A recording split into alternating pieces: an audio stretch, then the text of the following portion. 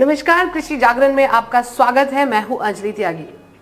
आज कृषि मंथन में हम बात करेंगे किसानों की एक ऐसी गंभीर समस्या को लेकर जो अक्सर किसान जूझते रहते हैं, जिनसे अक्सर किसानों को इस समस्या का सामना करना पड़ता है। समस्या है फसलों का सही भाव ना मिलना। अक्सर किसानों को उनकी फसलों का सही भाव नहीं मिलता है, लेकिन अब इस समस्या का समाधान निकाला है एआईसी ने। एक ऐसे उत्पाद को लेकर आया है एआईसी जिसने इस भाव के अंतर को एक समान कर दिया। इस अंतर की भरपाई करने के लिए एक नए उत्पाद को बनाया है। क्या है ये उत्पाद और इसका नाम क्या है और कैसे किसानों को इससे लाभ मिल रहा है, इसकी तमाम जानकारी हमें देने के लिए हमारे साथ मौजूद हैं प्रज्ञा निधि। प्रज्ञा जी इमर्जिंग मार्केटिंग संभाल रही है यहाँ पर और खासकर इस प्रोडक्ट को लेकर किसानों तक लाभ पहुंचाने के लिए काम कर रहे हैं। तो प्रज्ञा जी, आपका स्वागत है कृषि मंथन में। नमस्कार। प्रज्ञा जी, सबसे पहले हमें ये बताएं, ये जो फसल के भाव के अंतर को लेकर जो प्रोडक्ट बनाया गया है जी, उसका नाम क्या है और वो क्या है, कैसे, उसको थोड़ा सा एक्सप्लेन कीजिए हमारे। जी, फसल भाव अंतर कवच हमारी कंपनी एआईसी का एक बहुत ही अनोखा उत्पाद है। फसल भाव अंतर कवच किसानों को मंडी में हो रही अनापेक्षित गिरावटों से सहायता प्रदान करता है। जैसा कि इसके नाम से स्पष्ट है, फसल भावांतर, भावांतर का अर्थ हुआ भाव में अंतर।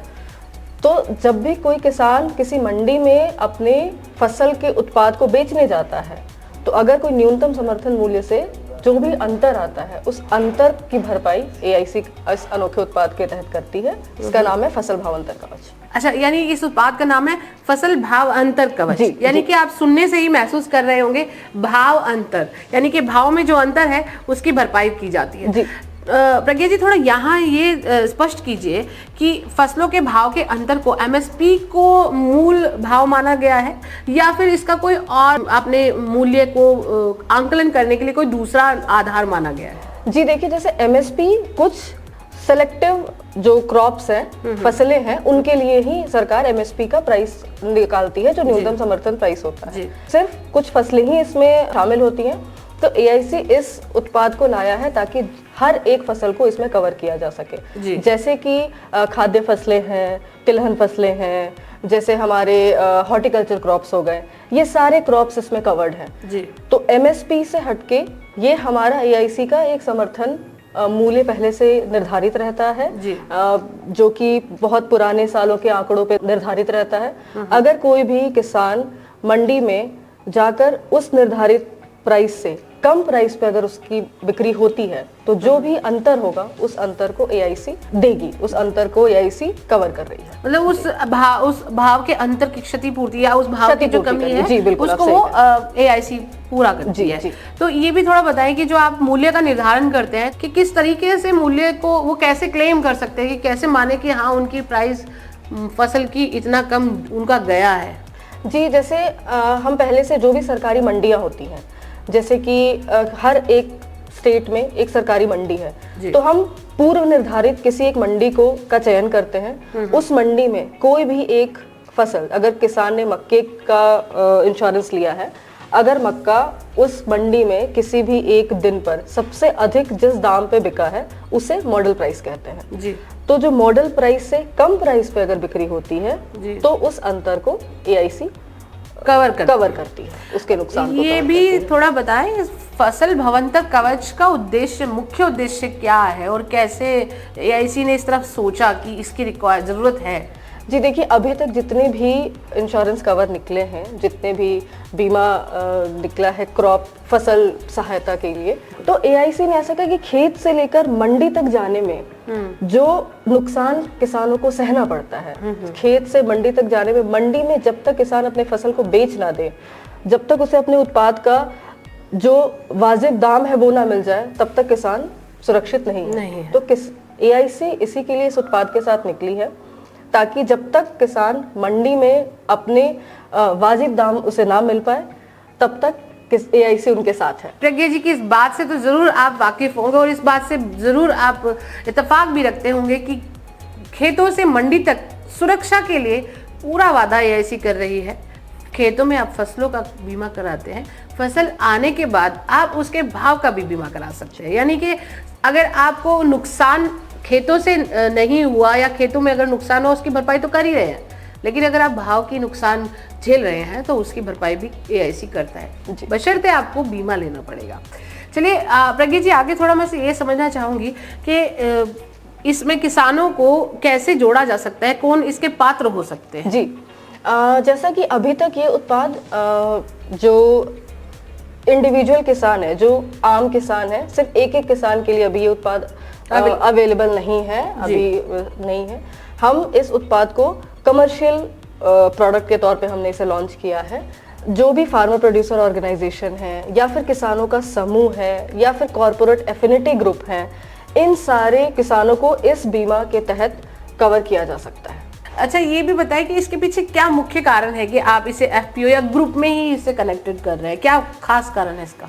जिसका खास कारण तो नहीं, एक्चुअली शुरुआत में जब हमने इस प्रोडक्ट को लॉन्च किया था, इस उत्पाद को लाने की हमारी सोच थी, तो हमने इसे कमर्शियल प्रोडक्ट के तौर पे लॉन्च किया था ताकि हम किसानों का इसके प्रति इंटरेस्ट देख सके, ये देख सके किसान इसके लिए कितना ज़्यादा, कितनी ज़रूरतें हैं उनके लिए। तो हमने शुरू में इसे कमर्शियल प्रोडक्ट के तौर पे लॉन्च किया था। आगे भविष्य में अगर ज़रूरत पड़ी तो हम इसे रिटेल कस्टमर्स, रिटेल फार्मर्स के लिए भी बिल्कुल लॉन्च करेंगे। अच्छा प्रज्ञा जी, यहाँ हमें ये भी बताएं कि इस फसल भावांतर कवच में कौन कौन सी फसलों को बीमित किया जा सकता है?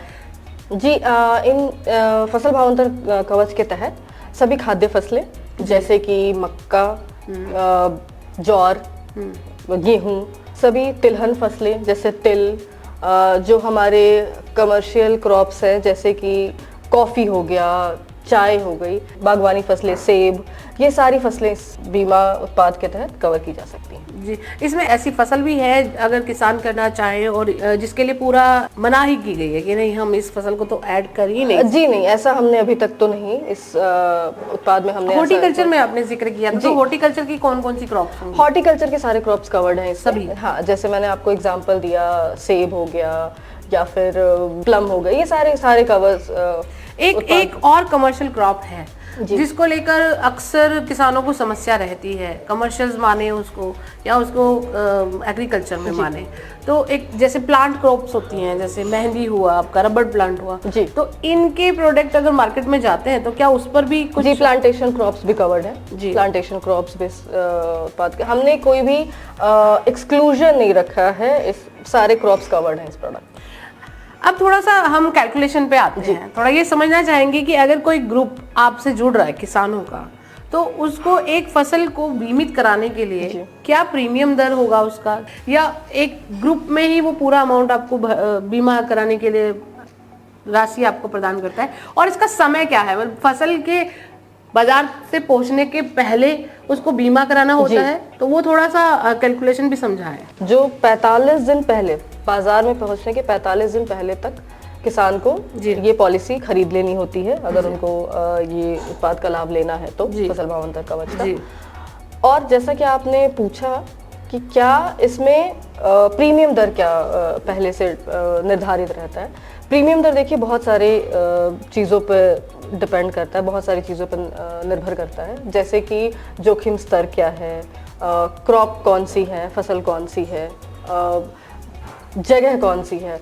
तो एग्जैक्टली प्रीमियम दर कितना है ये हम अभी नहीं बता सकते, क्योंकि प्रीमियम दर बहुत सारी चीज़ों पर निर्भर होता है, कौन सी मंडी में बेची जा रही है, कौन सा फसल है। तो प्रीमियम दर इन सारी चीज़ों पर निर्भर करता है। और अगर कोई किसान, कोई भी ग्रुप हमारे पास आता है फसल भावांतर कवच लेने के लिए, तो वो 45 दिन पहले तक ले सकता है। एंड अगर उसने ये फसल भावांतर कवच लिया है पहले से, जैसे कि मैं एग्जांपल दूँ, गेहूं, अगर उसने गेहूं का बीमा करवाया है, तो गेहूं की पहले से हमने एक थ्रेशोल्ड प्राइस डिसाइड करके रखी है।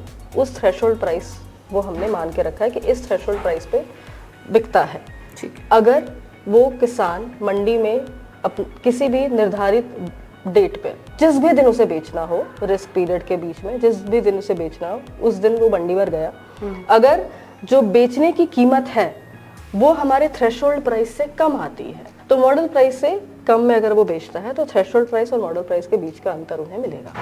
हमें बस जिस भी दिन किसान ये फसल को बेचने जाता है, हमें उस दिन की एक रसीद चाहिए होती है, कोई भी एक रसीद जिसमें कि ये लिखा हुआ हो कि इस दिन ये इस फसल को इस मंडी में बेचा गया है।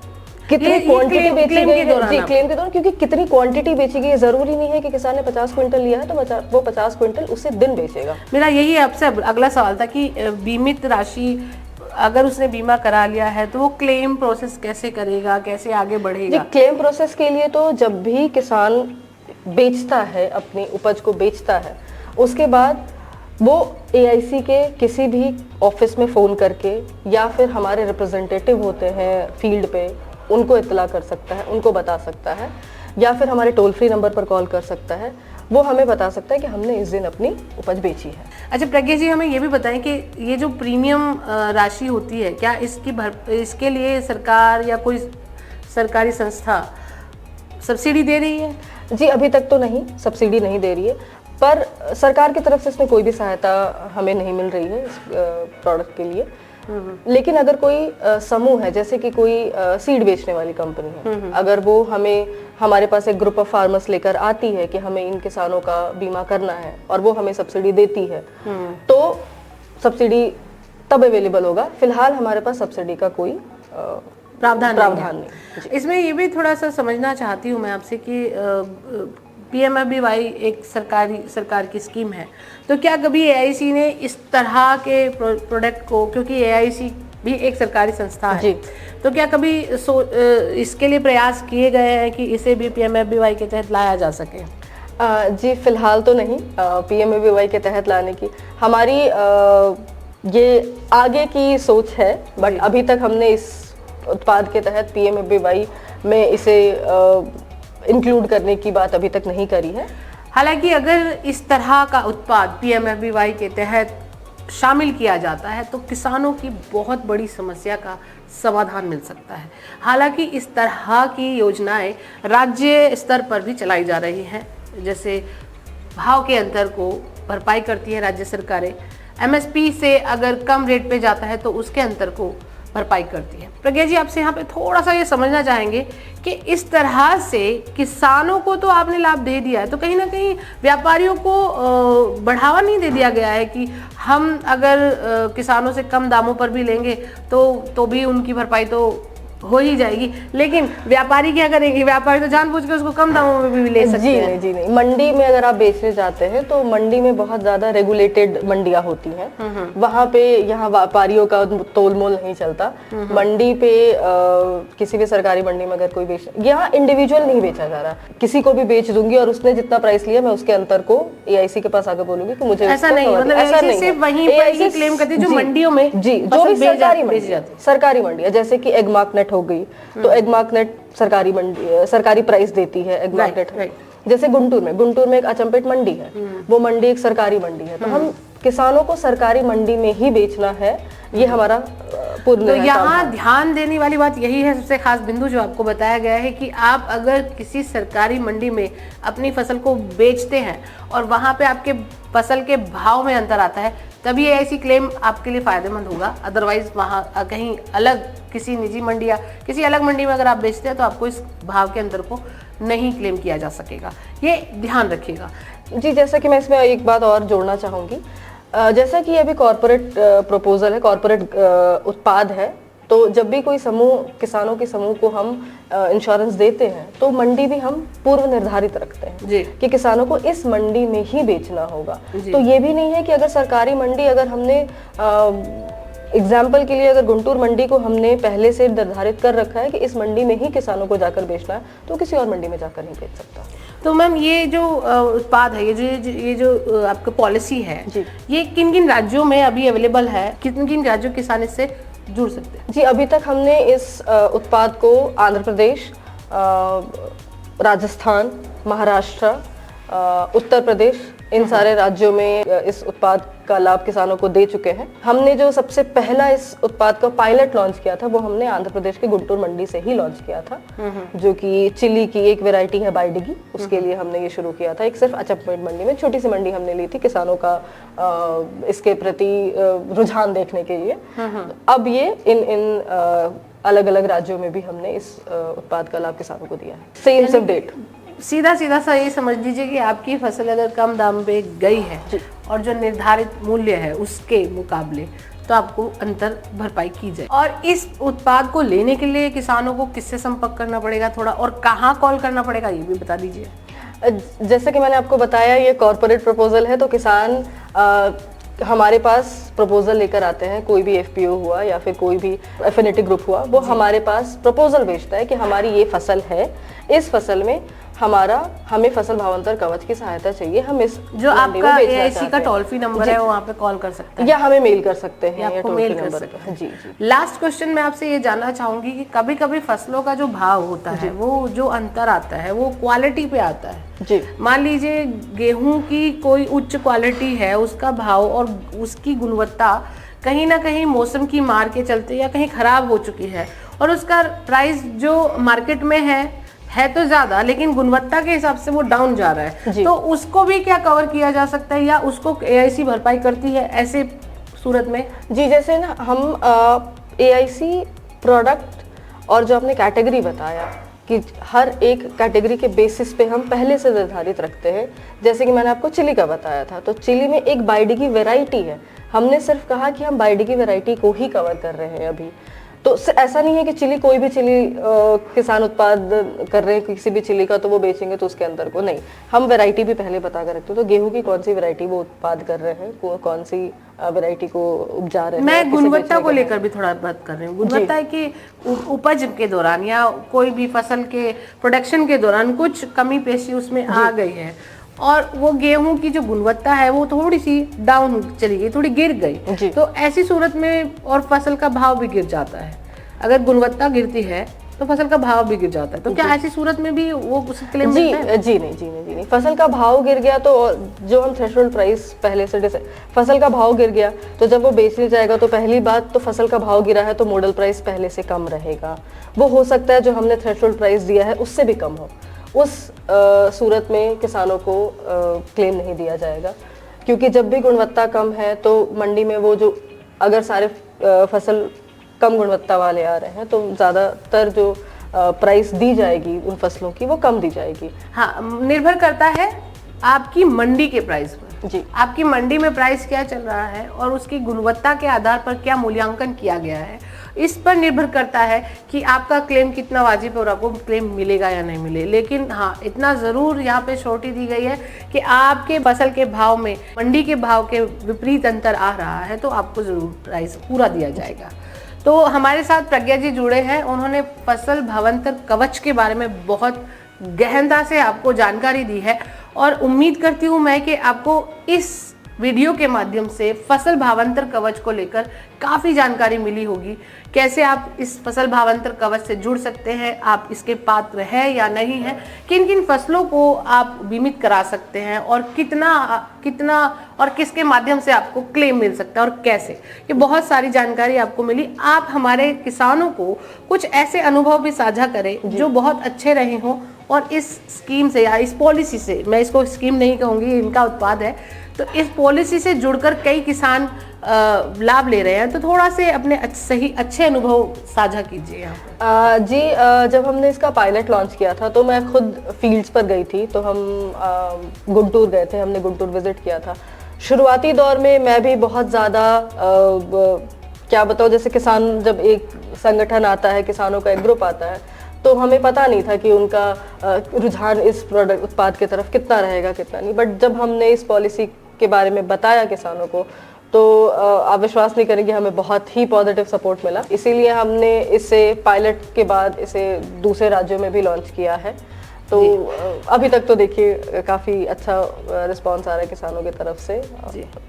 तो हमारे साथ जुड़े हैं प्रज्ञा जी, जिन्होंने फसल भावांतर कवच के बारे में डीप जानकारी, गहराई से आपको नॉलेज दी है। फसल भावांतर कवच आपकी फसल के भाव को सुरक्षित रखती है।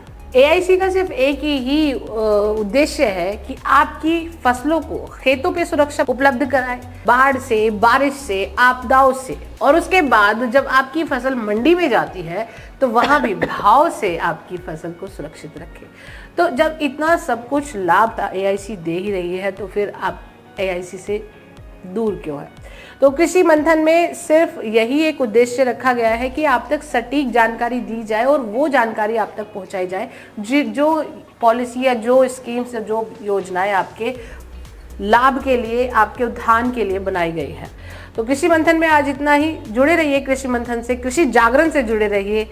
दीजिए विदा। अगले एपिसोड में हम आपसे मिलेंगे AIC के एक नए उत्पाद को लेकर जिसका नाम है बांग्ला शस्य बीमा। ये सिर्फ वेस्ट बंगाल राज्य के लिए बनाया गया है, उन किसानों के लिए बनाया गया है जो वेस्ट बंगाल में काम कर रहे हैं, किसानी कर रहे हैं। तो क्या है ये बांग्ला शस्य बीमा, ये अगले एपिसोड में हम आपको बताएंगे। तब तक के लिए दीजिए इजाजत। नमस्कार।